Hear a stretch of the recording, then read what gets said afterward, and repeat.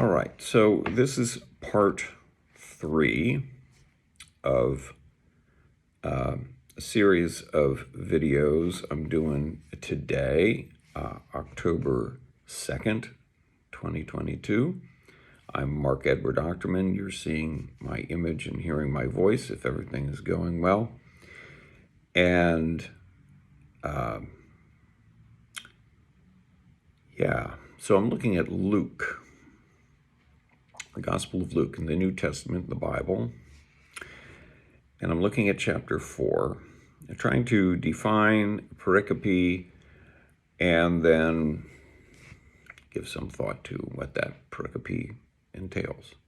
So this particular pericope passage, Luke 4:14 through 30, involves the very beginning of Jesus' ministry. And it's very compressed in its structure. It begins with a great deal of promise. Jesus is traveling through Galilee, which is his home district. He's preaching in the synagogues and is praised by everyone. He comes to his hometown, which is Nazareth. Not the town where he was born, but the town where he was raised. He went to the Sabbath. He went to the synagogue on the Sabbath day. He's handed a scroll. Now, I'm uncertain as to whether what he's reading is someone else's selection or his selection. It's the language here is a little uncertain, but it seems like he's choosing this. They hand him Isaiah, and he doesn't seem to have requested Isaiah particularly, but he got the scroll with Isaiah, he unrolls it, and he comes to the place where we have this passage about the Spirit of the Lord is upon me.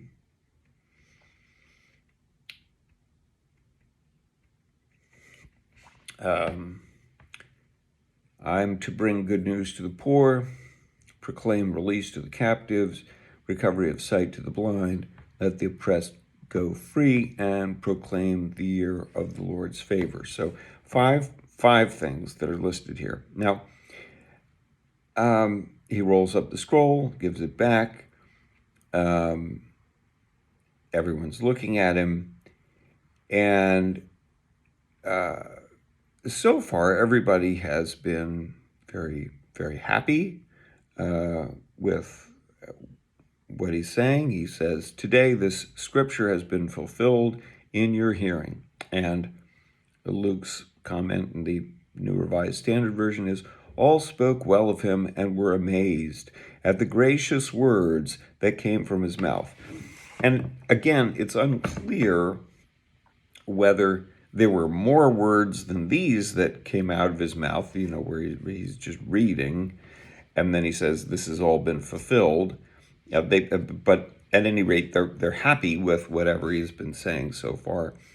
And then he says, well, here's this proverb, physician, heal thyself.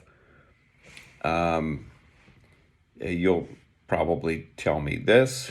And why will you tell me this? Because I've been traveling around Galilee and doing stuff, doing, wonderful works. And here I am in my hometown and, do something for us because, hometown proud kind of thing. And he says, well, that's not how it works. A prophet, presumably referring to himself, is never honored in his own town. There were lots of widows in Israel in the time of Elijah, but Elijah didn't go to any of them. He went to the widow at Zarephath in Sidon.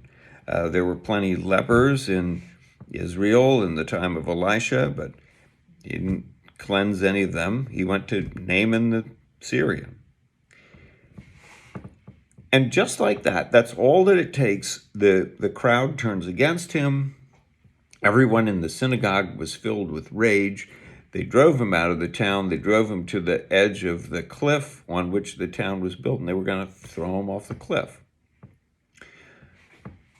So this is the very first story, like extended story, that's told about Jesus' ministry.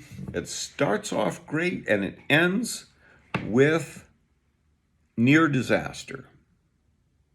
Jesus gets out of it, and it's like a kind of a crazy thing, because here there's this crowd of people. They're all after him, but he walks through them and walks away. It says he passed through the midst of them and went on his way.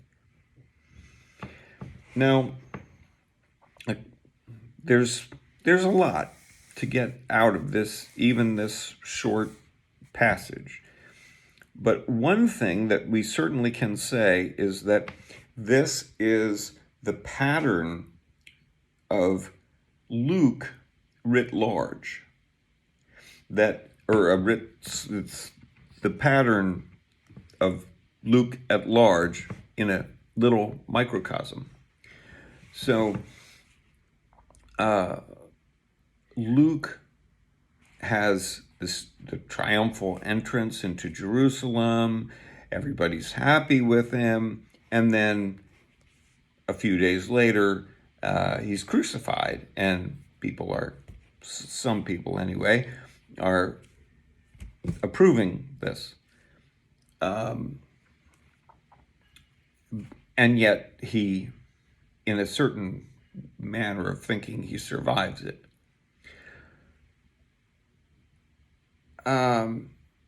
There's also the factor here, and an important one, that Jesus is drawing from Isaiah and from 1 Kings, where the story of the widow at Zarephath is found, and also from 2 Kings, or if you are of the Jewish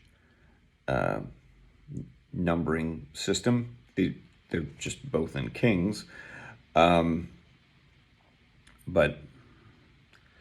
the story of Elijah, 1 Kings, the story of Elisha in 2 Kings. And in both cases that Jesus indicates, you have, I'm a little bit uncertain about the widow at Zarephath, but certainly Naaman the Syrian, these are not Jews. So Jesus is already at the beginning of his ministry in Luke, indicating some degree of a wider world to which he's ministering, or at least speaking to this broader experience, and contrasting the Jewish situation with the non-Jewish. He's not just in-house. And it's significant because this is his hometown. You'd think that he would be doing the most for the folks that he knows the best. But this is not the story that Luke tells. The story that Luke tells is serving others who are other with a capital O, and reaching out to a wider world, expanding one's horizons rather than limiting. And if you read the entire passage from Isaiah,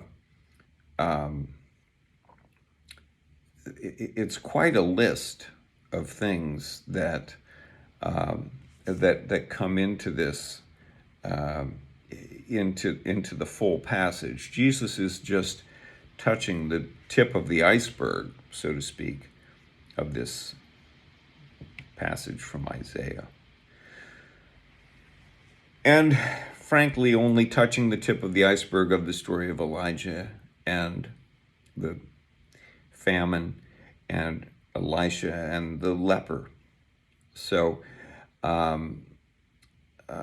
there's a lot here, but it is an indication of the nature of Jesus' ministry as it will be presented by Luke, written again like a little just a single facet of a many-faceted crystal. You're seeing all of it, but holographically in this small moment. Now, this moment also links at least to the passage before it, as I had already indicated in part 2 of this series. I think I'll post them all, despite some qualms that I have about the quality of the production.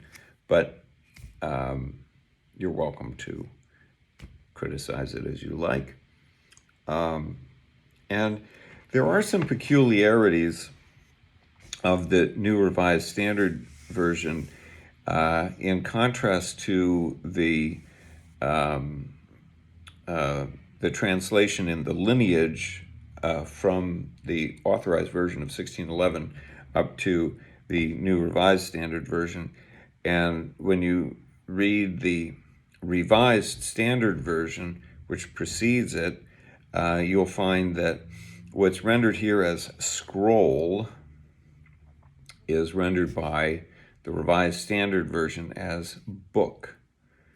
And that's a point that's worth some exploration as well. That's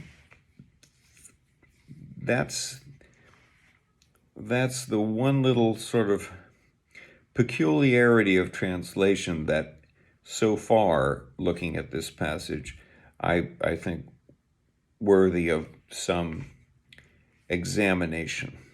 So maybe I'll come back to that in part 4.